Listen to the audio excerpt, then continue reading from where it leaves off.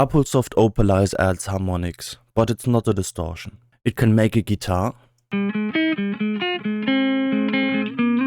sound like this.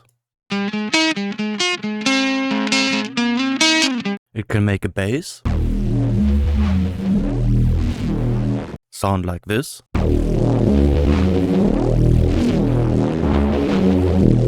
Or a drum break sound like this. The basic controls are simple. You get to choose which harmonics you want to add to your sound on the left, and where in the spectrum you want to add them at the top. The fader for the first harmonic controls the volume of your dry signal. Together with the strength knob we'll look at later, it acts like a dry-wet fader.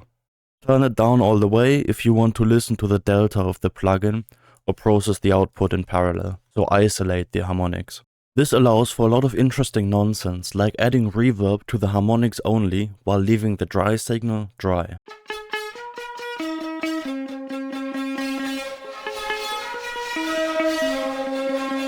Or taking just the harmonics and pitch shifting them down an octave.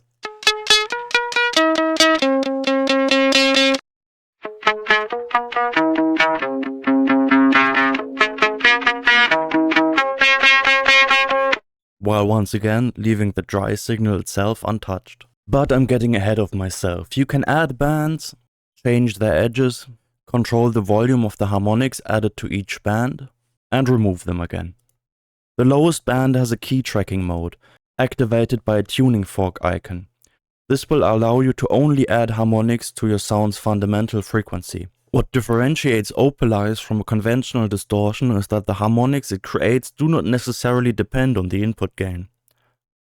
As you can see when I send in a sine wave, the harmonics move up and down linearly with different drive amounts. Compare this to a more conventional approach using Chebyshev polynomials like AP-shaper, where the harmonics added are strongly dependent on the input gain. Another consequence of this is that Opalize is a lot more effective at isolating specific harmonics. Within the realm of wave shaping, Chebyshev polynomials are the go-to approach for targeted saturation. However, they're not perfect. If we try to just add a fifth harmonic using both wave shaping and Opalize, we can see a clear winner in terms of precision here. While the wave shaper will also add another odd harmonic, Opalize really only does what we ask it to and nothing else. Because Opalize doesn't use conventional wave shaping, it uses a new way of frequency multiplication to create its harmonics. Using the Match Phases button will lock the phase of the created harmonics to the input signal, creating more predictable results at the expense of some latency. I found this difference to be the most audible on transient heavy material. Notice the slight rubbing sound we can eliminate on this drum break by engaging the phase lock.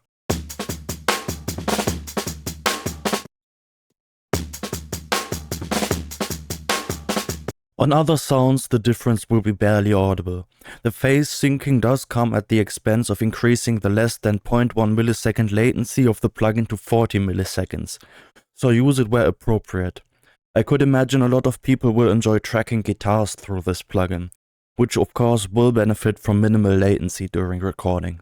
This plugin's unique approach also means Opalize will not reduce your signal's dynamic range like a typical soft clipping saturation would. If we saturate with waveshaper, we are also compressing the signal. Opalize has no such effect. Yet another consequence of its unique processing is that Opalize does not cause aliasing at all. This, among other things, makes it very interesting as a high-end exciter. Back to the controls. The dynamics will make Opalize sound a little more like we would expect it to, with harmonics changing depending on the incoming signal's amplitude. This can help achieve a more natural, snappier sound.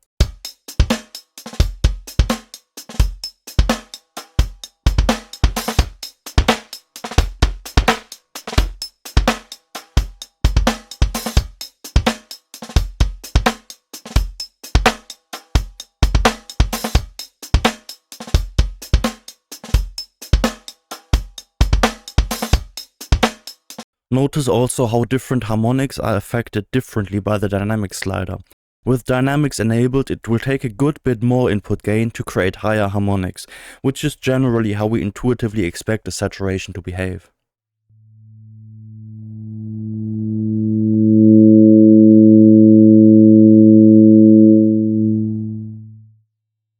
When the dynamics are in use, the drive control allows for some gain staging, behaving just like you would expect it to from a traditional saturation effect.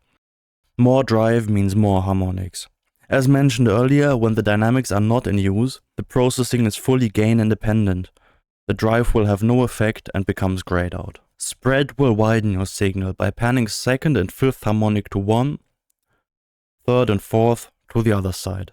The strength behaves like a volume fader for the wet signal, scaling the total amount of harmonics being added. Together with a fundamental or dry fader, it can act as a dry-wet control. When using Opalize, I found it most useful to think of it as a cleaner way to get saturation-like effects in the frequency domain, without the time domain implications on dynamics your wave-shaping saturation will have. It can completely isolate certain harmonics and even output them separately, which is not achievable with a standard distortion. Because it is of course an entirely different type of processor to your typical saturation. And if you push it past its breaking point, the artifacts it creates are very different to those of a waveshaper. There are many interesting creative sound design use cases for this plugin, but I'll leave those for you to discover for now. My main use case of this will be on melodic and bass sounds, because this is where it clearly outperforms the traditional saturation in terms of precision and clarity. Of course, where exactly you will choose it over a traditional waveshaper will be entirely up to your personal taste. In conclusion, all you really need to know is what I started this video with. Opalize is a tool to create harmonics. What you make of that is up to you.